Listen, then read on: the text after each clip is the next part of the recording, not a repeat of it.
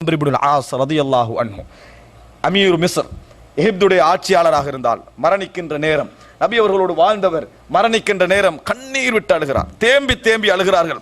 அந்த நேரத்தில் அவருடைய மகன் அப்துல்லாஹ் இப்னு அம்ர் இப்னு ஆஸ் கேட்கிறார்கள், ஏன் அழுகிறீர்கள், ஏன் அழுகிறீர்கள்? வக்கது குன்த மஅ ரசூலில்லாஹி ஸல்லல்லாஹு அலைஹி வஸல்லம், நபி அவர்களோடு நீங்கள் இருந்தீர்கள்.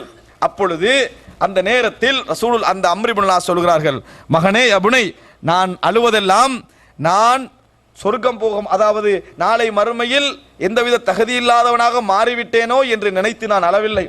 இன்ன அஃதல மா நுஇதுஹு லில் ஜன்ன ஷஹாதத்து அல்லா இலாஹ இல்லல்லாஹ் வ அன்ன முஹம்மதர் ரசூலுல்லாஹ், சொர்க்கத்துக்கு நாங்கள் மிகவும் தகுதியான ஒன்றாக நினைத்துக் கொண்டிருப்பது லா இலாஹ இல்லல்லாஹ் முஹம்மதுர் ரசூலுல்லாஹ் என்ற கலிமாவை.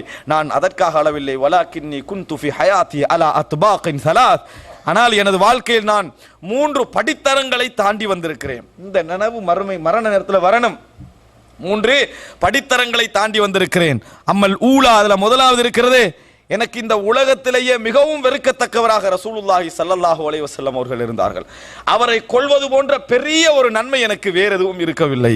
நபி அவர்களை நான் கொல்வதற்காக பலமுறை முயற்சி செய்திருக்கிறேன். ஃபலம்மா அத்கலல்லாஹுல் இஸ்லாம ஃபீ கல்பி, அல்லாஹு தஆலா இஸ்லாத்தை என் உள்ளத்திற்குள்ளே நுழைத்த பின்னால் இரண்டாவது தரம் என்ன தெரியுமா? என்ற வாழ்க்கையில் இந்த உலகத்திலேயே மிக சிறந்த ஒரு மனிதராக, கண்ணால் கண்ணியத்தின் காரணமாக ஏறெடுத்து ஒரு பார்க்காத ஒரு மனிதராக ரசூலுல்லாஹி ஸல்லல்லாஹு அலைஹி வஸல்லம் அவர்கள் இருந்தார்கள். அப்ப சொல்லுகிறார்கள், நான் முதலாவது நிலையில் இருந்தேனே, அந்த நிலையில் இந்த மரணம் எனக்கு வந்திருந்தால் லகுன்து மின் அஹ்லின் நார், நான் நரகவாதிகளில் ஒருவனாக இருந்திருப்பேனே.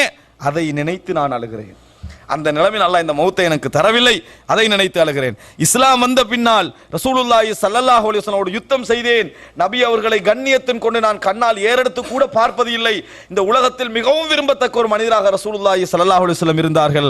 ஆனால் நான் விரும்பியதெல்லாம் அந்த நேரத்தில் நான் மரணித்திருக்க கூடாதா, அந்த நேரத்தில் நான் மரணித்திருக்க கூடாதா? அப்படி மரணித்திருந்தால் ரஜவுத்வன் அகூன மின் அஹ்லில் ஜன்னah, சொர்க்கவாதிகளில் ஒருவனாக நான் இருந்திருப்பேனே என்று சொன்னார்கள்.